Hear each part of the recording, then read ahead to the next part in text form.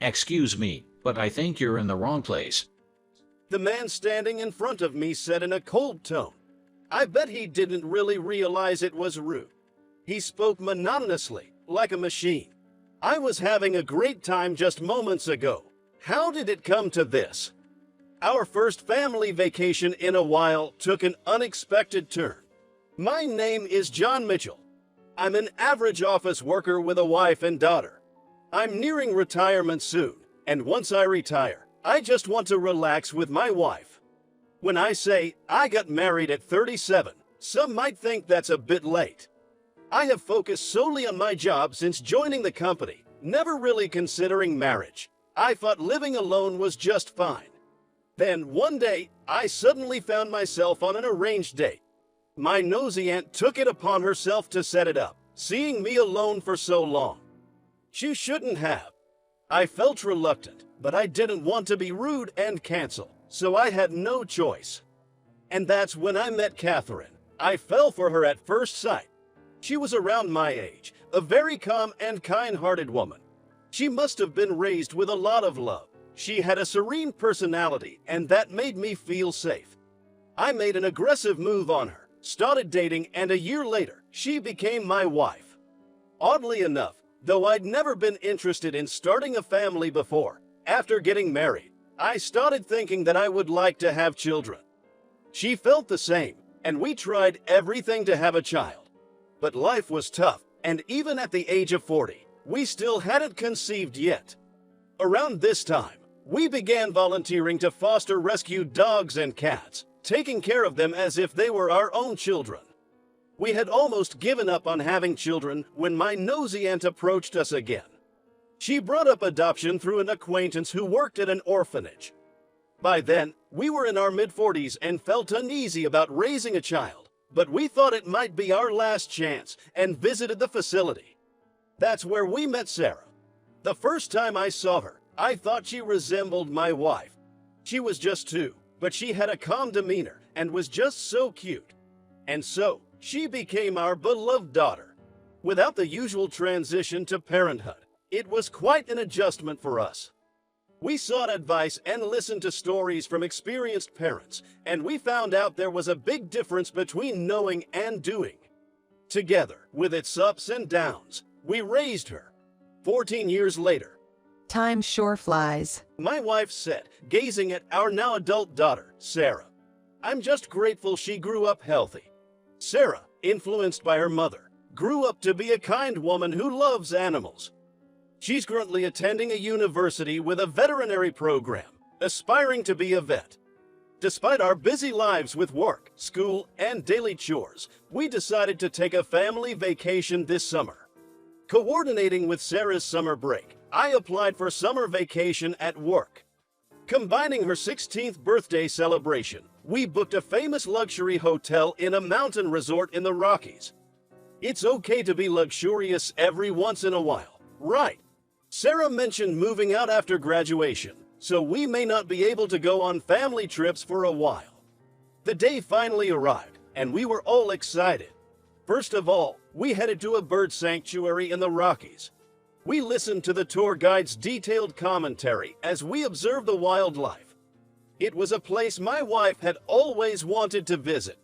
Watching her get so engrossed like a child, I felt contented and thinking, I'm glad we came here. Next, at Sarah's request, we visited a horse riding club. Riding a horse was one of her dreams, so it finally came true for her.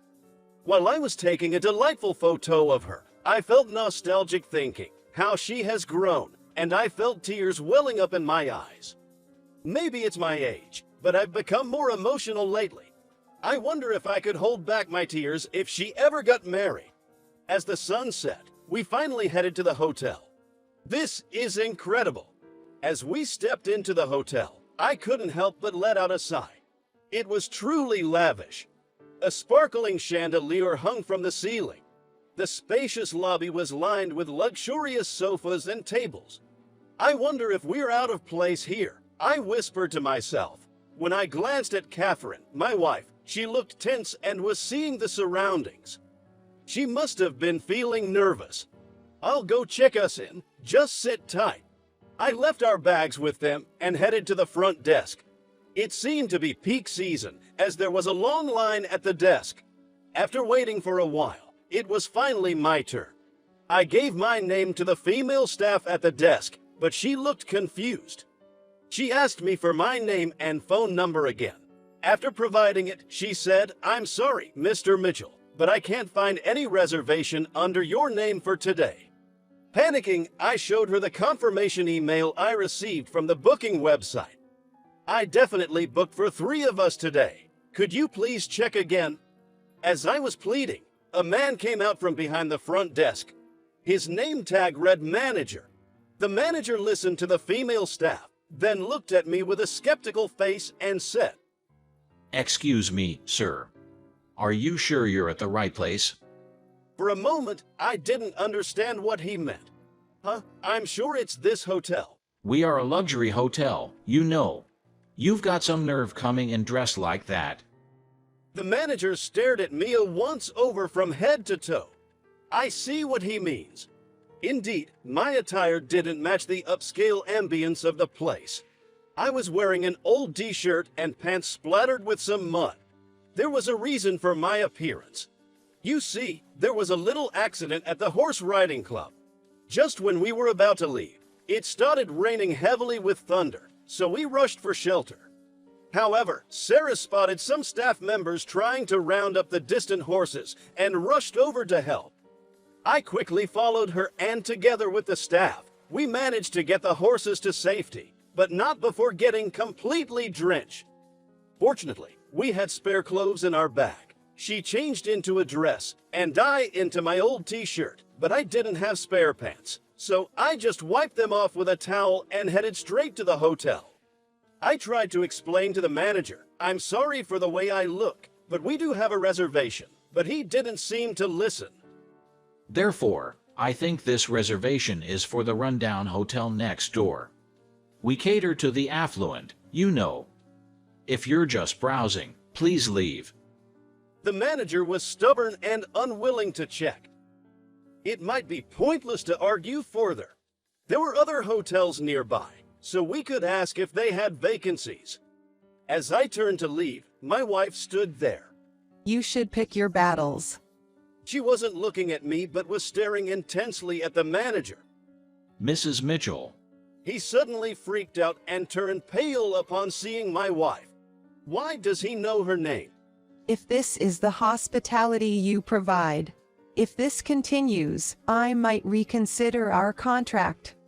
My wife, who's usually calm, seemed quite upset. What's going on? I asked my wife, not understanding. Sorry to surprise you, but actually, I'm the one who provided the land for this hotel. What? I knew her family owned land and had passed it down for generations, but I had never heard of the details. My father entrusted me with this land, which was brimming with beautiful nature, so I've always wanted to protect it. It seems she initially strongly opposed the idea of building a hotel here. But she was convinced by the hotel's founder, who promised never to harm the lush environment.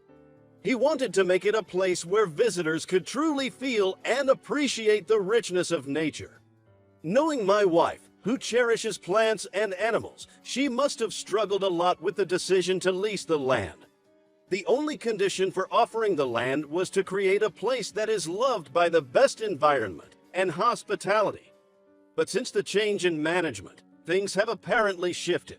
The hotel took a luxurious turn targeting the affluent, starting to cut down the beautiful greenery within the premises to add more rooms. Its lavish interiors became the talk of the town, covered in various media, but it seemed to have gradually deviated from its original concept. When my wife visited here previously, the manager apparently managed to deceive her. Where has the hospitality gone, where we used to welcome guests like family? Looking into my wife's pleading eyes, the manager turned pale and said, "I'm truly sorry," apologized over and over again. Actually, ever since that big hotel opened near the train station, our guests started to decrease. That's no excuse. He desperately searched for words, apologizing repeatedly to both of us. It seems after being covered by the media, they had a more diverse range of guests, some of whom unfortunately had Poe manners. The manager had become paranoid, overly cautious of new guests. Later, he reconfirmed our reservation. Apparently, there was a temporary glitch in the integration between the booking website I used and the hotel system. The manager called the booking site's representative and confirmed our reservation. The hotel was fully booked, but he took us to a room set aside for emergencies. For dinner, we enjoyed a course meal in celebration of Sarah's coming of age. As an apology, the manager offered several dishes on the house. While the evening had taken an unexpected turn, in the end, we were treated to a lovely room and delicious food. Relieved to have secured a place to sleep for the night, I felt drained. All's well that ends well. Or so I thought. The journey wasn't over. Just as we were about to go to bed after a bath, my daughter hesitated and spoke up. Dad, Mom, you guys have a minute. Saying that, she took something out of her bag. It's a letter of gratitude. I usually feel too embarrassed to say these things, but I thought I'd take this opportunity. My wife and I exchanged surprised glances. We didn't realize you had prepared something so special. Catherine replied with joy. Since it's a big deal, I'd like to have you read it. She was blushing, but went on to read the letter. Mom, Dad, I've finally turned 16. I'm an adult now. Thank you for raising me. I couldn't believe it when I first heard we weren't related by blood. After all, many people have told me that I look and act a lot like both of you. By spending a lot of times together, we might become a real family. Both of you always seemed self-conscious about your age, like when you came to my elementary school sports day or parent-teacher conferences. All my friends' parents were so young, and you'd apologize.